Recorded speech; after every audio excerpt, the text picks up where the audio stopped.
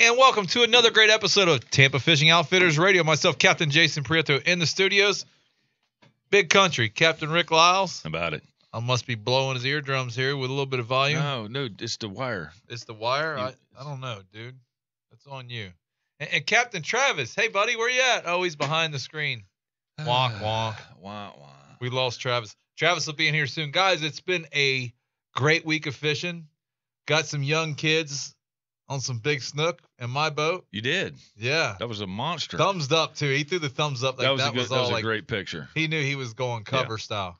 I got to shoot that to Gamrot for a cover. If you don't put that kid on the cover, I'm going to smack him. Yeah, that was a good picture. But Captain Travis over here has been dialed in on some tarping. Got to give him a little credit. I can't give him credit when he's around because he runs with it.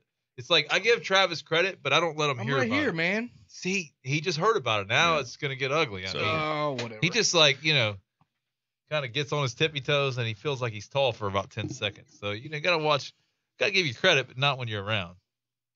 You know what I'm saying? I'll take it. But Captain Travis been on a good bite.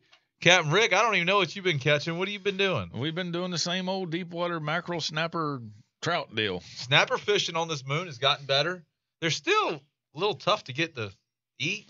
The last couple of days, all coming off that full moon, they've gotten a little bit better, but still kind of work though. I mean, it is. I mean, for me, it's all been tide driven.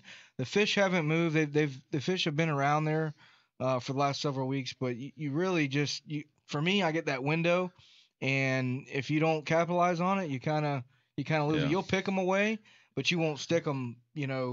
Well, and another I don't even remember if we talked about this last week, but one of the problems with snapper fishing right now is all the mackerel that are in the same spot. Yes. So and the mackerel don't care. Hey, dude, I did the trick. Did you pull it? I did the I feel so. Man, God, that's what I wanted to bring was the knife idea. I wanted to give it back to you, man. That was a great little tip last week, and I did it, and that is. Was it good? It's the little things in life, Yeah, that was good. I feel so but, special. But the daggone mackerel still, it's so hard to catch the snapper with the mackerel rushing through like that. Who would thought we're getting mackerel in this time of summer? The big mackerel. I mean, you get some small large ones, but it seems like every year this happens though. You out of breath? To me, it's the same old thing. Like I go back and I look at my logs though, and we caught several mackerel. It was the same thing. And last year or 2 years ago, we ended up getting 2 or 3 nice kingfish fishing mackerel in the middle, of the bay this time of year in the summertime. And mainly the only reason I remember is because we had a ton of fry bait. That's how That's how I do a lot of my mackerel. We hooked a kingfish out there the other day. Did you? Yeah, when we were. Did you? Yeah. Sweet. Yeah. You're the mackerel king. You and Danny. I take them off the hook different than Danny. You guys are mackerel experts. If you want to do a mackerel charter, like I'm not gonna hate you or Danny. Like you guys enjoy it. And I mean Danny, it's actually comical. Like not only will you catch mackerel, he'll wrestle it when you get it to the boat with his belly. It's pretty funny. I mean he gets into that. I have been fishing next to Danny when they hook a mackerel, and I have told my clients, watch this. It's coming. Line up. It's like a show. This mackerel's flipping and flopping, and Danny's like a fly swatter hitting a fly. Yeah, right on his right chest. On his chest. I mean, it's free of charge. It all comes with a charter. Most people charge extra for that. I mean, no, that's free. Yeah, it's comical. I mean, you guys are quite the mackerel fishermen. I can catch them. I just don't like it. I'm not crazy about it, but you guys this time of year when people want fish to eat, it's a solid, sure thing. So yeah, and my guys the other day, I couldn't convince them to keep mackerel. So and Travis can attest to this. If you clean them the right way, they're fantastic. They really are. It's a good fish fry fish. It's a good smoker fish. Yeah.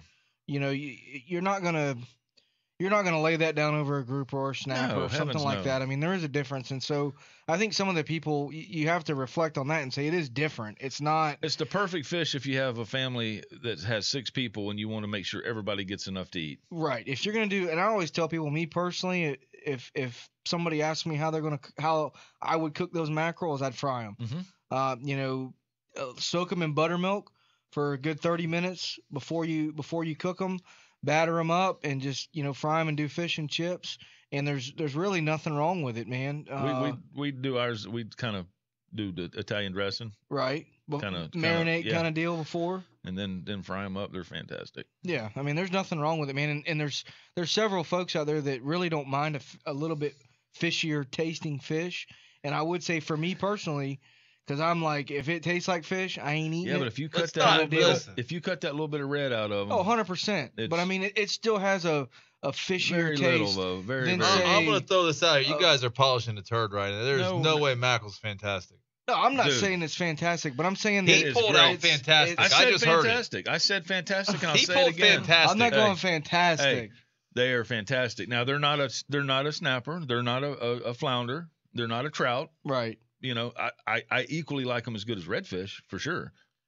Redfish. I don't think redfish are that good. I've had them blackened. They're okay. My wife. I'd much rather have a trout. You know, the taste of a redfish. I don't care for redfish that much. Yeah. I like them on the grill, but I'm not really much on them fried. So yeah, I'll take the mackerel over a red. But they're not a grouper. You know, it's like, you know. I think it's just everybody's flavor. Everybody's got a different flavor palette. I mean, for example, my in-laws are Vietnamese, and I can tell you right now, they eat everything. They'll eat everything. Yeah. And I shouldn't put it like that, and it's not a knock, but no, it's not. That's just part of their diet, and you know, the shrimp and the crabs and the mussels and the fishy flavors are in their diet. That's what they normally eat. Well, and so you know, something that's a little bit fishier. I mean, here's an example. I'll bring them fish, right? And I've been dating my wife, or I was dating my wife for several years, back to high school. So and you're beyond the dating stage. Well, where I was going with it is the first time I brought them fish, you know, I'd fillet them all up, bags of fish, you know, here you go. And it took several weeks before Kathy actually told me that they didn't want them like that. They didn't even want those fish. Yeah. They wanted a whole fish, you know, butterflied out, brought to them so they could do whatever they were going to do to it. And it just depends, man. Everybody's got a different, and I think, expectation on what they talk about fish. And I think it's their palate. I think, you know, the Asian culture has more of that. Their palate enjoys that. They like that. If it doesn't taste like, they have fish sauce, my man. Right. We fish sauce. I cleaned some fish this week. That all I did was gut them. Yeah. Yeah. No. And these that's how they'll do it a lot. This guy says, "Look, we want everything. Do you just gut them? We're gonna. It's very non-wasteful. You have to give them credit. They do not waste. And these weren't Asians. These were. I can't remember where he's from. Tennessee, Kentucky, somewhere up there. He goes, we just like the whole fish. We make all kinds of different things. He says, we'll take that one fish, and it'll be 2 or 3 different plates the way we do it. Rick, quick, not particular kind of fish, not that particular fish. Right. Rick, what I want you to do, because you didn't get into detail, and people were probably like, you know, you're leaving them out there to hang. Give us your recipe for mackerel. You said something about Italian dressing deal, so go ahead. You gotta get the whole recipe here. You can't give. Well, you just marinate them in Italian dressing, then you take them out of that and just fry them. We fry our fish, or my wife does. That is one oily sucker. You're taking oily fish. It's not as oily as you think. Now, what kind of oil you fry your fish with? Virgin olive oil. No, my wife fries them. I don't know. Peanut oil. I don't know what she fries peanut them. oil. You gotta be healthy. But peanut oil is healthy. Anyway, she fries them with better than yellow olive cornmeal. oil. Virgin olive oil. It's better than olive oil. Peanut oil is better. I don't know. Yeah, peanut oil. But it won't. If you use a peanut oil, it won't make your fish quite as greasy as say a vegetable oil. That's one of the bad ones. Or canola oil. But we always use. You have trouble with that word, don't canola. you? Canola. Is it crud? Okay, I want to say canola oil. Short bus material right there. So. But no, peanut oil. You know, you'll pay a little extra for the peanut oil, but it really does make a difference when you fry fish. No well, doubt. when I fry fish, I do. I don't deep fry them. I do just a little bit of oil in the pan, just a little bit, just and splash it up on top. I use try egg whites. You won't notice the difference. I promise you. Just try it one time. I don't cook them. My wife cooks them, so I just got to tell her to use egg whites with a little bit of breading. She's got it to perfection. I'm not going to mess with it. Oh man, you got to be different, No. Rick. You trying to tell me you cook? If I call Angela right now, listen. If I call Angela, dude, I put my wife right under now, the bus. She can't cook. And I say, hey, was Jason in there cooking fillets with egg whites? No. Yeah, no, she can't cook. She's not a good cook. She'll tell you. She'll tell us. Yeah, you don't even know how to bust an egg open. Oh, you're crazy! I cook breakfast every morning. Egg whites with turkey bacon. Oh God, that sounds very un-American. He's getting all edgy now. Look at him. No, look at see. If she's watching this, I'm already in trouble. But that's okay. I mean, my wife can't cook. She cleans and does all that good, but you know. Oh but goodness. I honestly, one of my favorites is trout. Trout's good. Trout's good. Trout's excellent. Trout's good. Crazy. Flounder's probably one of my favorite fish. Flounder's the best. But That's anyway, my favorite. I don't know where we're going with it. We forgot to say this though. You know, we're wanting calls now. We got this set up, or Travis has got this set up where we can take calls now. So if you want to chime in, it's 866-977-4820. We would love to hear from you. Give us your best fishing recipe. Give us best fishing recipe. If you got a fishing report or you got any questions, man, we'll try to give you an answer. Hopefully, yes, sir. Hopefully between the three of us we can. Are we on break yet? No, 2 minutes. 2 minutes. Oh, we got 2 more minutes. Well, let's go back to talking about fishing. Hey, let's do it. That's what we're here for. Yeah. Don't everybody go at once. No, I think you come for the Cracker Barrel after. I do. There's no doubt. That is the highlight of my week, man. Oh my God, you need a hobby rig. I'm gonna throw a little plug in. I'm gonna throw a little plug in here right quick before we go to break, guys. And I think nice hat. That's where I was going with it. Rodan. It's something that you overlook. You overlook. Having this tool on your boat, and especially this time of year, I think you can agree, Jason. I've heard there's a tool on your boat. Hey, and when I bust it out, son, hey, get ready, bro. Here we go. Game over. Game. 100%. Game over, son. But my Rodan trolling motor sees as much time as my outboard motor this time of year, if not more. Yeah. You know, anchored up in some of these spots, doing some of this bottom fishing and tarpon fishing and bay fishing in general. And I just wanted to give a shout out, from bait all morning. You don't realize, I was thinking about the other day, from catching bait in the morning to all the different spots we're fishing throughout the bay, that Rodan trolling motor is a vital key to being successful out there for us. I had a Jason Thompson guy, he knows it, guides in Georgia, called me yesterday and he was getting an 80-inch Rodan for his 25 Seahawk. The 84? The 84? Or is it 84, 80? 84. But he was like, man, everything I've read, the anchor mode and that trolling motor is really good. I was like, it is as advertised, man. Yeah, it's pretty jam up. He's like, he was just asking me about the service. And I said, man, the trolling motors break. They do. But all the trolling motors break. They're at the front of the boat. They're getting water on them and they're getting the crap beat out of them. I said, but the service is impeccable and just the trolling motor itself, just the GPS technology, I think is awesome. It is. So you can see it on your GPS if you're using some good. If you got a good, bottom machine or GPS, you can actually track it on your GPS, and you can see how tight you're staying. Yeah. And I'll drop 2 numbers sometimes and just test my unit. I mean, I'm sticking right between 2 numbers that are almost side by side on the GPS. So hats off to the Rodan folks. Yeah, better yet, just drop bottom fish and watch your line and see how much you drag. It's on there, man. Oh, 100%. Well, good deal. Hey, let's take a little break here and pay some bills, and we'll be back. And this is Tampa Fishing Outfitters Radio, 1040 The Team.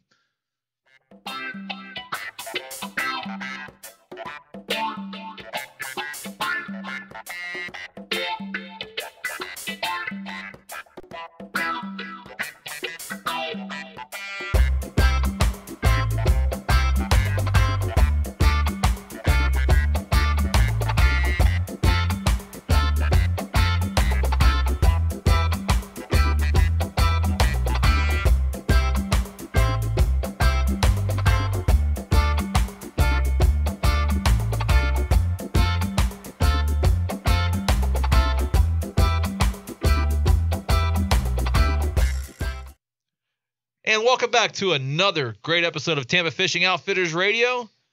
Myself, Captain Jason Prieto at the helm. Captain Rick in the live well. And Captain Travis, what are you doing over there? I'm keeping us all together. He's keeping us anchored. I'm the glue, baby. I'm keeping us here. We were on spot lock, baby. Yeah, we were on spot lock last week. And guys, I want to go ahead and right now is our tides and weather. And this is a very important segment. And Rick has held this segment together, and we kept one of our 3 listeners last week because I didn't realize that we wasn't on Facebook when we was on Facebook, and I was trying to rush him. I said, just make the weather up. And can't do it. Yeah, and he really stuck to his guns, and one of the listeners said, if you'd have made the weather up, I wasn't watching. That's right. I'm out. The show. But y'all ready for it? This is the drum roll. We need drum roll. The tides and weather brought to you by Alify Marine. Beagle, Megan, Jesse, and the gang. If you need the boat worked on, take it to Alify Marine. I promise they'll take care of you. But anyway, Sunday the 16th, July 16th, tides In the morning, high at 9:06, it's a 1.67. Low at 4:06 at a 0.59. So that's a long period there. 7 hours between our tide there, and it's gonna drop about I don't know, 1.1. So that's not a great tide, but it's definitely doable. And the weather's, the high is 91, low is 76, with southwest winds at 5 to 10. That kind of would prefer a different wind on that tide, because that's going to kind of keep that water in a little bit and not let it drop as much. But there's a 40% chance of rain with scattered thunder showers. So it's anyway, summer. It's summer. It's summer. It is summer. So and that for me, all that, and I could have told you it's going to rain in the afternoon. Watch out for lightning. Might get a little windy. Hey, let me tell you what, bud. There was a storm that come through here yesterday, and Rick and I were talking about it. It was nothing to be playing around with. This is the time Were you of out? year. No, I had just got back. Oh God. We had just got back, and That I just was got the nasty. boat washed up, and I was telling Rick, you had asked me if I was out there, in it, and I said, no, man, thank goodness, because I got home, dude, and my trees, I've got some Australian pines, some real tall Australian pines in the back. No, they didn't break because they're still pretty small, but they're tall. Yeah. I mean, they were laid over, dude. Yeah. Like I'd never seen them. Dude, that was pretty gnarly. There was a lot of rain. That was when yesterday, if you're on the water, you're in a very dangerous situation. You need to get into the closest boat ramp. Don't do anything stupid. Don't go tying up to a marker, up to a buoy. Don't do anything stupid like that. You're better off getting into land, getting in somewhere, getting out of that bay, because especially if you're not a seasoned person, or a seasoned boater out there, there's been several days where I've been out there running across that bay in some of these storms, and it is bad, man. Yes. Like that was boat sinking weather yesterday. Yeah, I was gonna say turning bay boats over. A couple years back, there was a handful of boats throughout that year that got flipped over right there at Port Manatee. Yeah. Some of these tournament boats running south, and it can get pretty I about gnarly. Lost one at Port Manatee, and it can get quick. I'm talking about at the flip of a switch. It get gnarly. I about lost my Florida Fisher at Port Manatee. Coming around the point right there. It was about 05, 06, yeah. Boats do a lot of good things. Going through a chop ain't one of them. It wasn't one. In fact, I was talking with Chet the other day. We were golfing actually, and we got to talking about the weather and boat sinking, that kind of thing. And I brought that up, and he goes, "You know what?" He goes, "I was there. I saw you that day." What'd you do? Nose her into a wave and just about sink her? No, I was trying to come around the island and realized, I mean, everything out there was big water, and I couldn't make it around the island. So I turned around and I said, I'm going to go between the island and the port, whatever. There in inclement weather, there is no rules. What it is. You get back safe. This was back when they were dredging, and they had a bunch of dredge stuff stacked up, so I couldn't just skirt close. I had to go out around the dredge stuff, and I was in the tower, and I looked down, and there was about 8 inches of water in the boat. I was just taking them over the front. Yeah. And my two guys were sitting down there, and I told them, I said, "Look, we're going to go back to Bishop's Harbor. I'm going to call and get the boat trailer to the ramp there, but I got to turn this boat around." Oh yeah. And it was so loaded down with that water. Flat bottom boat. It was so unresponsive that I was afraid when I turned, I was going to roll it over. And man, on that boat, you're running a lower horsepower motor, so your ball, it ain't like you have a 300. No, I had a 115. Yeah, so the motor don't have enough giddy up to get the boat rolling, at least to get it bailing. And then and then so I was able to time the waves and make the turn, luckily, and not roll the thing over upside down. And then we went on back in, and I had a couple hours left. And I said, "Well, look, we fished Bishop's Harbor." And I called my neighbor. He brought my trailer. We fished for a couple more hours, and actually it was almost like a blessing in disguise, because we went in Bishop's Harbor and started wrecking them. Well, we didn't wreck them, but we did pretty good for the weather. Yeah. And but yeah, I was almost a statistic on that. But it was funny because Chet said I was there, because Chet must have been over by the old ferry dock fishing, because once you're over there, you were fine. Yeah. You were out of it. And yeah. And he said, "Yeah, I remember that." He goes, "I remember seeing that." It's a gnarly channel, man. It humps up from about 12 foot down to 40, 42 feet in some of them areas, man. Yeah. And when it gets ripping around that corner right there, man, it can get bad. But the whole bay in general, man, just another bad one real quick, and I don't want to dig too deep into it, but is over there by Gandy, man. Coming into Gandy around by McDill. Yep, right on the signs there's a swash right there, man. That Yep. it gets serious, man. And off Simmons Park too, with that, there's some hard bottom out there right outside the signs, and it gets gnarly on like a west wind, or even the worst is when you get those northwest winds. Yeah. In the wintertime, just galing across the bay. Yeah. Well, guys, if you hear us talking on the radio, hear us on Facebook, and you'd like to do a charter, we don't promote ourselves enough on the show, which is kind of baffles me why we still don't do that. If you'd like to do a charter with us, that's how we make our living. Full-time charter captains, pretty much anywhere in the Bay. Myself, Captain Jason Prieto, 813-727-9890. Steady Action Fishing Charters. Real Simple Fishing Charters, 813-601-2900. And you can get me at Captain Travis. It's 813-830-3474 or www.fishbyinstinct.com. And we're gonna throw a little shameless plug in for Captain Brett Norris. If you want to find Brett, just look for a pylon. He fishes like a pylon. He fishes like a pylon, and just find him on Facebook. That's what he said when he did the show with us. The legend, Brett Norris. God, that guy's a trip. I talked to Brett day before yesterday. How was that conversation? About as good as the rest. It was interesting. And it always is. You never know what you're gonna get. But also, guys, if you want to give us a call and chime in, give us your fishing report, give us your fishing recipe, give us a call at 866-977-4820. Again, 866-977-4820. But we can talk anything. We that's one thing somebody asked me one day, and they asked me, they go, well, what does each show talk about, or what's the deal? And I said, it's really kind of free. Yeah, we just chase rabbits, man. I'd love to tell you we've got all this planned out, guys, but pretty much we zoom in here and roll. I do it like my charters. I roll. Just kind of roll with the punches, yeah. And so we're open for anything you guys want to talk about, ask questions, give us a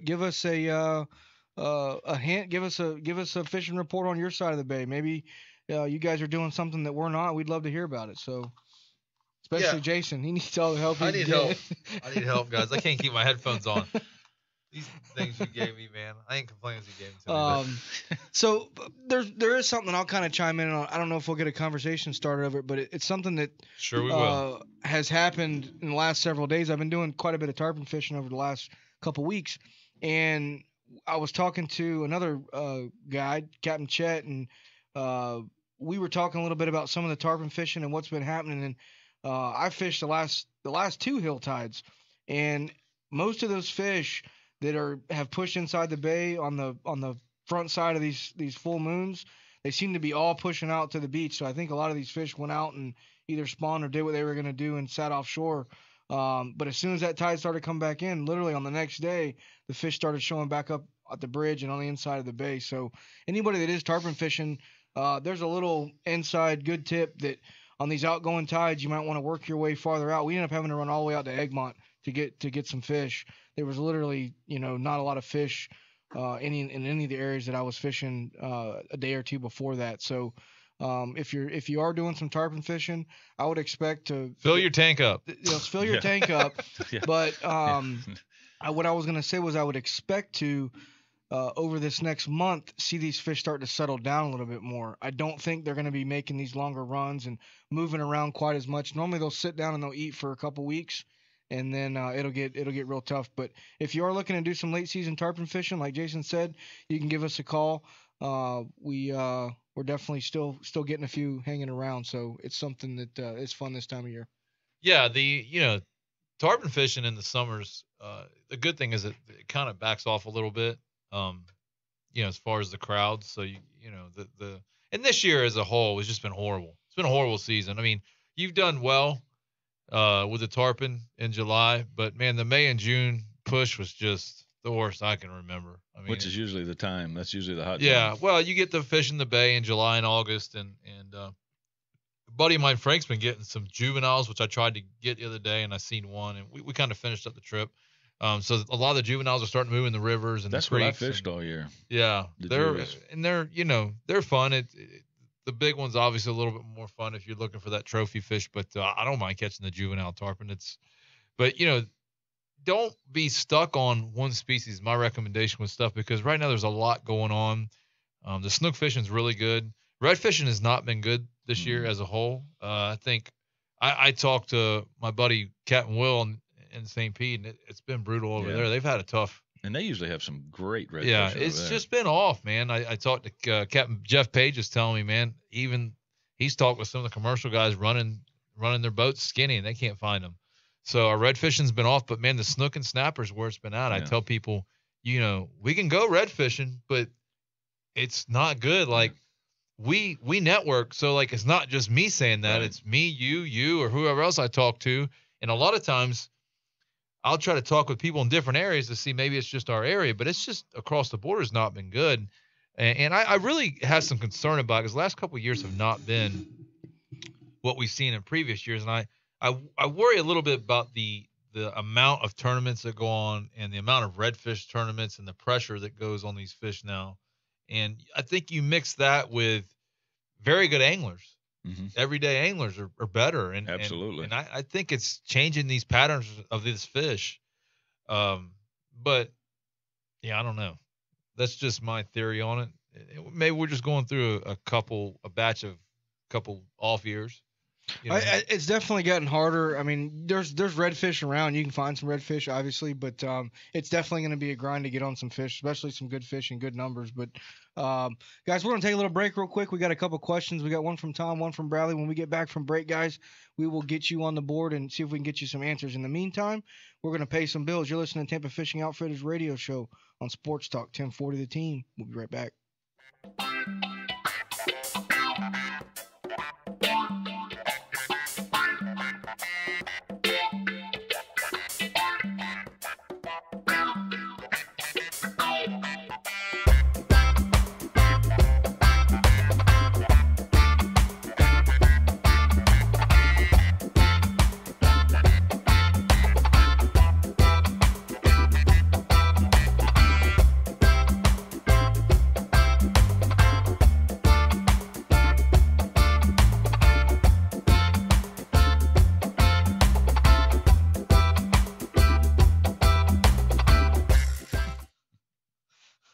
And we're back. You're listening to Tampa Fishing Outfitters radio show on Sports Talk 1040 The Team. Come on, man. Myself, Captain Travis Yaeckel in the studio. My main man, Jason Prieto. Come on, man. Country, Rick Liles in the house. Come on, man. I got the come on, man. And Rick's going to be mad at me, but what? We're on our way into the studio. And we roll past this dude with a nice big old F-150. I'm not hating on the guy. It was just funny. Dude we roll past this dude with a 16-foot John boat. Probably got, a 10 horse, maybe 15 on there? Yeah, I think he was rolling like 15. My boy is sporting a 10-foot blade power pole. New one, too. New bracket. Brand new. Everything. Dude, I mean, this dude I bet you he could power break the outboard because there's no way that outboard was going to break that power pole loose. See, I bet he's got one trim tab on the other side just to keep it to run straight. That's the difference. I was loving it, and you guys were hating on him. I wasn't hating. I was just like, I didn't even see it when we passed it. It was so big that you said something and I didn't pay attention. And I looked at my rear view and all I seen was a truck and this big old power pole hanging out the back of it. And then the little tiny trailer. That was my cousin. And he's got it going on. Come on, man. You could have went at least 8 foot. You had to go with a 10-foot blade. Dude could stick it in like a 40-mile-an-hour wind. So. You don't know where he's fishing. He may be fishing 9 foot of water and 8 foot wouldn't have done it. He's just trying to power break the outboard. Well, hey, let's get to some questions here. We got Bradley. Bradley said he's interested in a split trip. Do we do that kind of thing? Yes, I think all of us can verify that we have. If we have time to do it, if it's ahead of time, we can. We have to find. Yeah, we all have guys on standby that we can. At least I'm sure y'all do too. I got 2 or 3, 4 guys that are always looking to split a trip with somebody. So if you have that, you're by yourself and want to split a trip, call one of us. 813-727-9890. 813-601-2900. We'll get you hooked up. 813-830-FISH. 8:30. We'll pick you up at 8:30 and we'll do some fishing. There you go. But anyway, that was so lame. Tom Swick chimed in and says this is not so much a question, but it's a comment. Also, it says bad year on the West Coast for Reds. So he with you on the Reds. Bad year on the West Coast. He wasn't real good last year either, considering I think 14 pounds won. Yeah, and I mean, it's not just a local thing here. I mean, personally. With some of the stuff that's happened with Lake Okeechobee and some of the spillway stuff, you and have the Big to, Sugar you and have all that to look stuff. at that. You look at the lagoon, you look at, Pine Island Sound, Sanibel, all that water down in there. I don't know if it's all directly related, but it seems like there are issues, and it makes it even more important to join things like the Florida Guides Association and CCA and do some of these other, organizations that are out there fighting for us to keep fishing, man, because it seems like year after year, there's something else we're talking about. This is that's bad. This we talked about trout earlier this year. Now we're talking about redfish. I mean, luckily, at least in our opinion, and I think you guys can agree, our snook fishery is pretty healthy, rebounded pretty well. Yeah. But some of these other things, man, like you said, the redfish, it's been off. I would say for the last 2 to 3 years, it just hasn't been what it was, say, in years past. I'm not saying you're not going to catch fish. I'm not saying there's not pods and schools, but it's definitely steadily declining. It's definitely different. It's not like you're going to roll out there and catch redfish in the first 30 minutes. Well, a good reds. It's tough. Well, I mean, here's an example, and I'm not to say anything, but I had a good client or a repeat client on the boat several days ago. All he wanted to do was catch a redfish. No, I'm not kidding. Don't you like that one? First cast, overslot redfish. Right? We caught 2 more, and it was over. Yeah, but then you called me and you said, "Hey, you're getting any reds?" Exactly. I'm like, "Well, exactly. Didn't you just catch one?" You're like, "Yeah, we caught one." But that was my point. Is that you got those holes, but the redfish are around to be caught. There are some around. I'm just talking about in volume. Yeah. Now, I heard there was a knot of fish that showed up in a couple of the normal locations, but as a whole. And we primarily fish the South Shore, primarily. Yeah.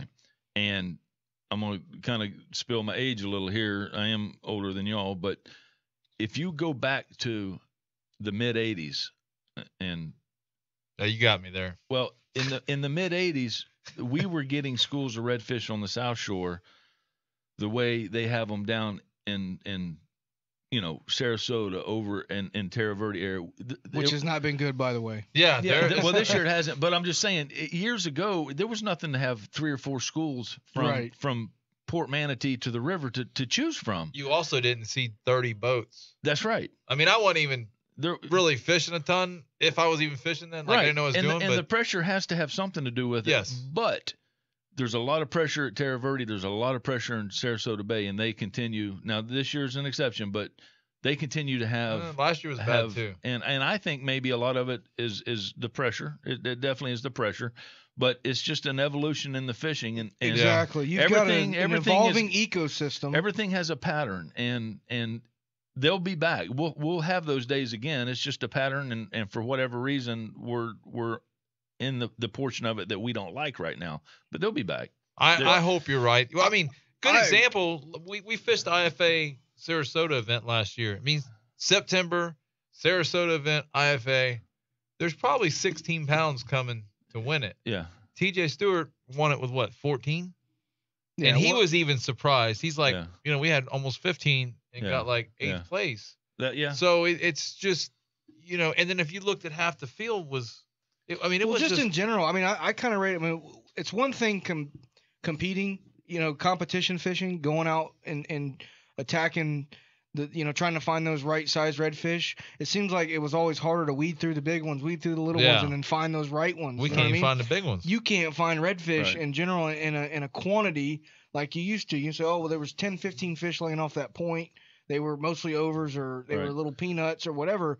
You're not even seeing a whole lot of that. A lot of the redfish that I've seen and caught have all been 2 to 3s. Maybe there's a handful of fish laid up, spread out under those bushes or under that island or whatever. But maybe we're doing something wrong because Sean Ball says flipping shrimp and greenies at the dock at the bridges at Hillsborough River on Sunday. Reds are there for sure.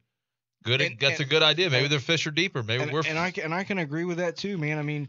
Hey, several years ago, see you there tomorrow, Sean. Thanks, buddy. Oh yeah. What dock was that? Solid. So are we doing the show? I think we just took a tip from our listeners. Hey, there's a bunch of that going on. Yeah. Hey, and the Alafai River this time of year, and even in the Palm River, it's something that a lot of people don't really focus on, or even, try to fish on a more serious level, but. Towards the mouths of these rivers on these really, really hot days, it's the reverse of what happens in the summertime. Right. And these fish will actually get up in that fresh water and lay down in some of these deeper holes. Yeah. You can go way up the Little Manatee and find that. Yeah, 100%. But I'm just saying in general. That's okay. That's tough to do on a chartered trip where you got 3 guys and you're trying to catch a bunch of fish. It's hard to, unless you have that guy like you were talking about, I want to catch redfish. It's hard to go fish your 4 hours or your 6 hour trip knowing that, a great day today is going to be 8 fish. I would. That's tough. I mean, that's a tough that's a tough sell. And it's tough for me and you, but for your customers, I think as long as you bring that to the table. Well, no, absolutely. I would. That's a pretty good day in relation to what's going on in the bay. But saying that, you get 3 guys and they don't catch on a jack. boat. You can have that day where you don't get those fish, or you have that day where they each catch 2. For me, that's when you split it up. On that charter, what I would do, something else for a little bit. Well, you have to. You have to cover your rear end a little bit, because even though they say that about 3 hours in the trip and you're not catching reds and it's just sucks and you're catching catfish on the flats, because that's going to happen in the summer. Yep. Now they're going, well, you should have just. Hey, if you would have said we were going to catch a bunch of fish, so I tell you what, let's roll up here. We'll get about 20 snook. And we'll go do our redfish. You got to play the game. Because what people say they want, they might not really want that. Well, and here's the deal. I mean, listen, you catch 2 slot redfish. I mean, here's the reality of it. If you're out there and you got 2 to 3 guys on your boat, and you catch 2 to 3 redfish in the first hour, quit redfishing. Right. Go do something else. I mean, why? Right. When we're sitting here trying to tell you, and some of that's the problem. Hey guys, we sat on a school redfish today and caught 40 of them. Well, thanks, appreciate that. I mean, for why? Right. Why did you do that? Right. I mean, now if there's a billion schools of redfish around, it's cool, but come on, man, let them chill from it. No wonder when you get close to them, and that's what happened at the school island this year. We had that little school come in, and I mean, they got hit hammered. Hard. I went in there and caught 3 or 4 of them, and I was out. And I called Jason. I thought, I think I'm the first one to find these fish. I go back the next day. There was 4 boats on them. Yeah. And I know he didn't tell nobody. Well, and they got pressure for a solid 10 days after that. Well, let's see if it was our main man on the. We got a caller here, guys. We got Brian from Tampa. You with us, Brian? Yes, sir. How y'all doing? First-time caller. Oh, first-time caller. Awesome. Sweet. What can we do for you, I'm glad to see on a podcast on the internet. I was on Facebook, and you can actually call in and ask questions, and it's not just all about you guys, unlike some other programs, but I'm not going to point out any names. Yes, we're here for you, brother. Hey, I wanted to tell you that the trout bite was incredibly good throughout the spring, which I know you guys know, and it's finally slowing down. And this is the time of year when I get into cobia fishing and that, and I found out an alarming fact during the holidays that really was a buzzkill for me, that they're trying to move the cobias. And I'm a recreational angler. I just want to eat a couple of them a year, from 33 all the way up to 38. And it's just super alarming. I've been targeting this species since 1999 in Upper Tampa Bay. And just here in Upper Tampa Bay, they just don't get that big. I mean, you might see a few here and there that are big. And we do have anglers that catch them that big, but I'm sure you guys could attest, it's hard to get one up here. You know, when you go off them big offshore wrecks on these big boats and that, they catch these big cobia.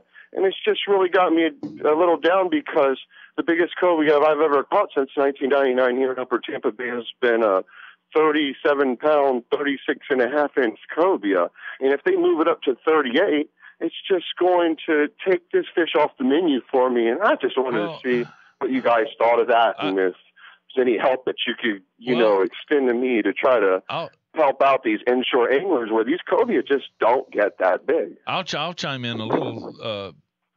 First, I haven't heard that, and I'm with you. I'm not necessarily like hearing that news, but the flip side of that is, if they do raise the, and I'm not in favor of it, but if they do raise the size on that, we're probably going to see more fish that size, because they're not going to get taken when they're at 33 and at 34, whatever. Yeah, that's. I mean, there is some silver lining to that. I don't like that news. I mean, and I hope that's something they don't do, but because my thing is, 33 inches is a lot of meat on a fish, and you catch one, and now they're going to move it to 38 or 37, whatever you said.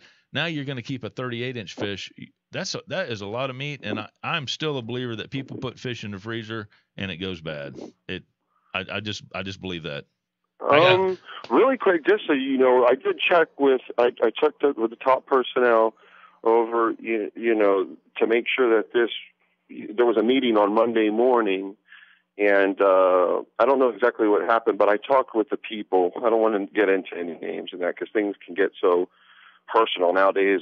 I'm 40 years old. Things get so personal nowadays with all this social media stuff that I try to stay away from that. Careful. But it is a fact that they're thinking about it north of Monroe County, and I just spoke for the average angler. Somebody, I want to see the species do good. The last 3 years have been incredible for cobia. If you know how to target them and you know how to draw them to you, it's not a favorite amongst captains, even though it is. As far as taking clients, it's hard to, like you said, get on a school of cobia. Not going to happen in Upper Tampa Bay. You might see 4 or 5 of them here and there, but I have certain ways that my grandfather has taught me to lure cobia in the area, if they are even in the area, and they just don't get that big here in the Bay. I know one time off of Davis Island, I saw a 50-incher. He had big eyes, but that was 12 years ago. Yeah. And they get big off these reefs. If you check out the Destin Cobia tournament, these guys get big cobias every year, and they bring a bunch of them in. And I was watching a bass tournament. That's very popular. They show how Texas is bass, how much money it makes and all, and how good it is. That's because they have judges on each and every boat. They weigh them up. They release them right there. You know what I mean? For tournament, if you're fishing for money, and they should release a few. But for the average angler that's inshore, that doesn't have a big boat to go offshore on these wrecks, because that's where the big cobia are. These people catch them. And not to mention, shrimpers catch them in their byproduct and net. They never talk about it. One's under 33, one's over 33, whatever it is. They get chopped up, and that goes towards gas money. And we all know this for a fact. It's something we don't want to talk about. It's better than the cobia going to waste, but there's so many ways that these big tournaments are taking down cobias. These shrimpers and other people catch them as byproducts. They're getting taken out. I just want to eat 1 or 2 a year, and I've never caught one over 38 since I've been targeting them since 1999. And I just appreciate you all giving me a platform absolutely. To speak I'm how I feel as an average angler, instead of just the whole captain thing. And they all talk about the captains and how they're going to make money on their charters and what they're going to do here and what they're going to do there. That gets old. People that are listening in want to hear what's going on also for the average angler. Yeah, absolutely. So I used to call in a show, Outdoor Fishing Adventures, where Jason Prieto was on there, and I was a loyal follower there. And now that I hear from you guys, I'm going to be here for you guys. I'm still here, brother. We're the same show, just Tampa Fishing Outfitters. That's him. Well, Brian, we got to. We're going to take a little break. But we'll take a little break. Well, Brian, we appreciate the call. We get back, guys. We get the captain's tip of the week. Stop by Tampa Fishing Outfitters today and check out our O'Hero product line. Rods, reels, fluorocarbon lines, braided lines, hooks, and much more. Packed with an incredible inventory of over 10,000 items in stock, Tampa Fishing Outfitters is the perfect destination for any of your fishing needs. We also carry a great selection of sunglasses and fishing apparel. Our knowledgeable guides are here to answer all of your questions and to repair your rods and reels. Visit any of our 3 convenient locations for all of your fishing needs. Tampa Fishing Outfitters. If we don't have it, you don't need it. Well, if we don't have Man, it's airtime, bro. Come on. I thought you were listening to Tampa Fishing Outfitters radio show. No, I thought you were bringing us in. The team. Hi, Mom. Hello. We are here. Sorry about that, guys. We are live. What? No, I was okay. I can't see the screen very well, and I thought we were waiting to come back in. You need to go to Optical Outfitters. That's right. Shameless plug. Hey, there it is. Shameless plug. There it is. But right on the South Shore. Hey, if you're gonna have the screen in front of you, you got to take the bull by the horns and make it happen.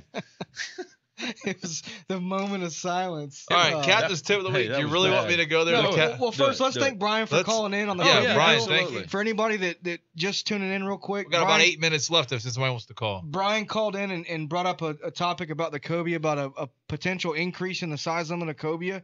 And if anybody else has any questions or any other information on that, feel free to chime in. That's something that we'll all look into, and maybe we'll talk about that a little bit more. The only way that I would support a very popular sport fish to be targeted inside Tampa Bay. The only way that I would support that is if they've got data and science that says they need to be a little bigger for the reproduction. Right. You have to back the laws with science, and this is something with the Florida guides that we're big on.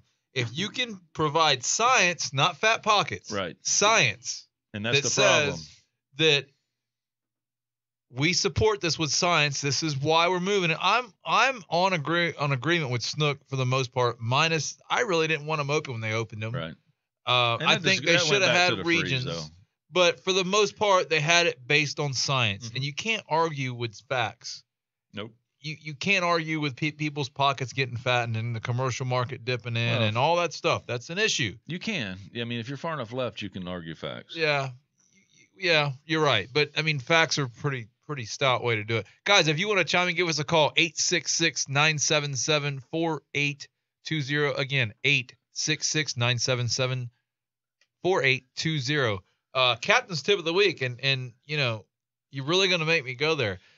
If you really want to start saving cobia and you're a horrible fisherman, quit bow fishing them. I have a problem with that. Like, I really don't like that. I just don't think it's cool. Yeah, that's probably not cool. I mean, but it happens, and people are glorifying it, and there's certain people that we don't like doing it. I'll tell you which one. Quit shooting 50-pound cobia with a bow. Yeah.